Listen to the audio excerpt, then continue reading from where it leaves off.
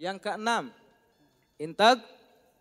integritas. Integritas ini ucapan, ya, hati, tindakan harus selaras. Antara impian, ucapan, hati, tindakan selaras. Jangan kita bicara impian pengen punya mobil, ya. Kita yakin nih bisa dapat mobil, kita ngomong terus dapat mobil, prospeknya enggak. Kita kemudian kita, insya Allah bulan depan saya dapat mobil.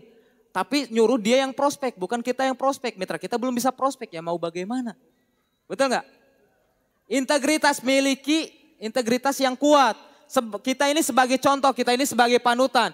Menghormati dan menghargai upline sebagai mitra, ini salah satunya.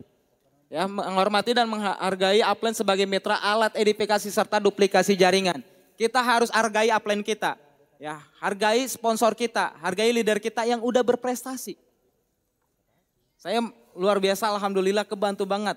Walaupun Pak Suroto nggak ikut terjun ngebantu saya. Tapi Masya Allah dengan pencapaian Pak Suroto di bisnis ini itu menjadi alat bantu edifikasi saya. Hingga akhirnya saya bisa mencapai apa yang Pak Suroto capai juga. Jadi hargai edifikasi, bisnis ini itu bisnis edifikasi. Nah yang pada pentingnya integritas. Saya ingin menekankan ke teman-teman semua. Apa yang membuat saya bisa sampai di titik sekarang. Saya menjaga ini Bapak Ibu. Integritas ini. Karena antara ucapan dan tindakan kadang-kadang susah untuk menyelaraskan, betul nggak? Saya berusaha semaksimal mungkin, semampu saya walaupun terkadang saya malas.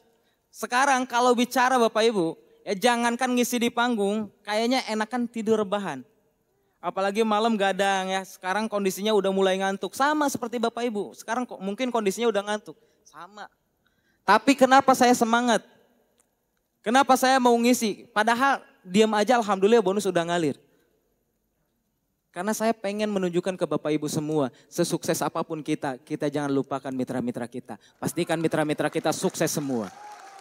Saya pengen bukan hanya sekedar saya yang bisa merasakan hasil. Saya pengen bukan hanya sekedar leader-leader yang ada di depan yang bisa merasakan hasil. Tapi semua Bapak Ibu semua bisa merasakan apa yang kami rasakan. Kunci sukses, keluar dari zona kenyamanan atau kebiasaan. Kenapa harus punya impian? Alasan utamanya supaya kita keluar dari zona nyaman. Alasan utamanya supaya hidup kita nggak nyaman. Dengan adanya impian itu nggak nyaman Bapak Ibu. Kenapa? Karena impian ini akan jadi bos kita.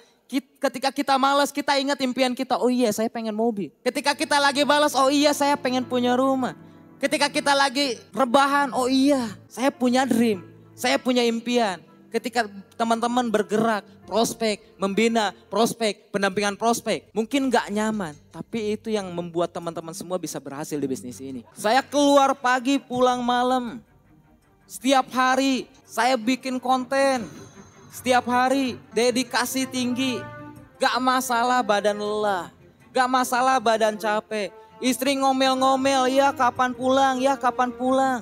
Ya kapan dijemput, ya kapan dijemput. Mertua menyalahkan. Kenapa saya punya menantu seperti ini?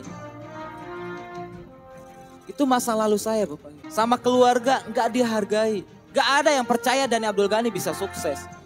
Toh orangnya pemalu, toh orangnya pendiam, toh orangnya gak bisa apa-apa. Gak ada satupun baik dari keluarga, teman yang percaya saya bisa sukses. Tapi apa yang membuat saya sukses? Saya punya impian, saya pengen menunjukkan kepada mereka bahwa saya layak untuk sukses. Bahwa saya bisa untuk sukses, saya bisa berhasil untuk sukses. Tapi dengan impian itu Bapak Ibu sulit ternyata. Yang tadinya udah nyaman beralasan, saya mau orangnya pemalu. Hingga akhirnya harus hilangkan rasa malu itu. Gak peduli mau bagaimana orang berpendapat dengan saya. Yang penting saya prospek lagi. Yang penting prospek lagi. Yang tadinya udah capek pengennya istirahat. Pulang dari Bandung pertama kali bergabung. Tapi karena saya punya impian. Saya hubungin orang-orang yang saya kenal ketika di jalan sebelum nyampe ke Tasikmalaya. Dan alhamdulillah beberapa orang nyantol, salah satunya orang Tangerang.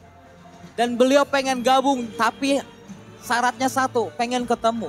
Ya udah kalau pengen ketemu saya nggak bisa ke Tangerang. Kalau kamu mau, saya kebetulan lagi mau ke Tasik, kamu bisa ke Tasik. Beneran ke Tasik Bapak Ibu. Nyampe subuh, hingganya saya nggak tidur. Tapi sebelum nunggu orang Tangerang datang ke Tasik. Sayang waktu, saya nyampe Tasik mungkin antara jam 3-an. Tapi sebelum nyampe Tasik, di Garut saya prospek di tempat warung kopi. Nyampe Tasik, nyampe rumah, sayang kalau di rumah hanya diem menunggu orang datang. Hingga akhirnya keluar lagi dari di mana nih yang tempat kumpul orang jam segini.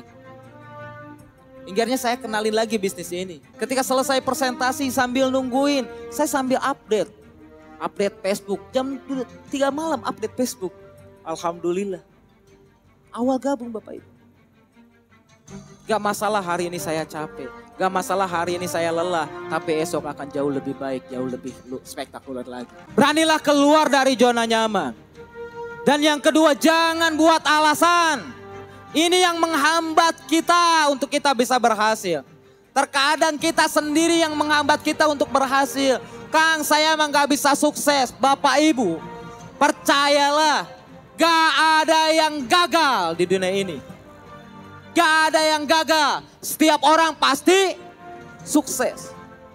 Kalau Bapak Ibu tanya ke saya, Dan, kamu pernah gagal enggak? Enggak pernah. Yang benar, enggak pernah. Katanya kayak gini, katanya kayak gini. Gak pernah. Kalau secara pribadi saya gak pernah gagal. Tapi secara peristiwa saya pernah gagal. Maksudnya bagaimana Kang? Kita lihat orang-orang hebat. Cristiano Ronaldo, Lionel Messi, Bill Gates. Orang-orang terkaya di dunia. Dan sebagainya. Mereka bisa menginjakkan kaki saat ini ya. Bisa menjadi orang-orang hebat saat ini. Kenapa?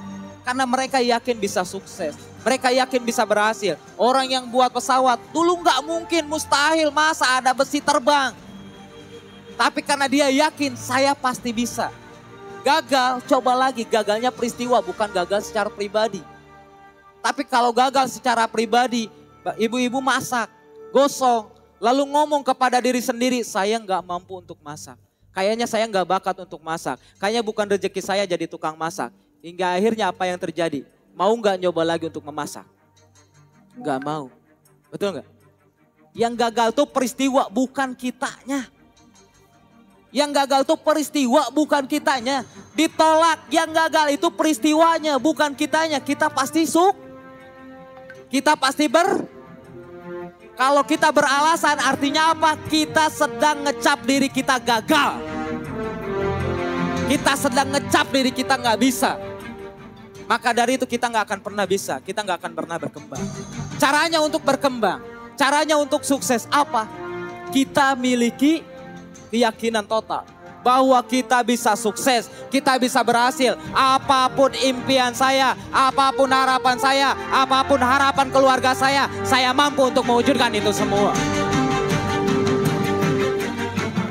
Jangan mengeluh dan seterusnya. Kunci sukses. Keluar dari zona nyaman. Jangan buat alasan. Jangan mengeluh. Next. Prinsip sukses, kelebihan satu cara. Orang gagal, kelebihan satu alasan. Berpikir positif, konsisten, menunda kenyamanan. Next. Oke, genggam keyakinan. SSB tim terbesar. Seperti video profil saya. SSB tim udah terbesar. Belum. SSB tim udah terbaik. Belum. Udah boom. Ya lumayan lah. Kalau di PTBes, betul nggak? Dulu saya bilang 2 tahun yang lalu SSB tim baru 50.000 member. Tapi saat ini alhamdulillah udah 120.000 lebih.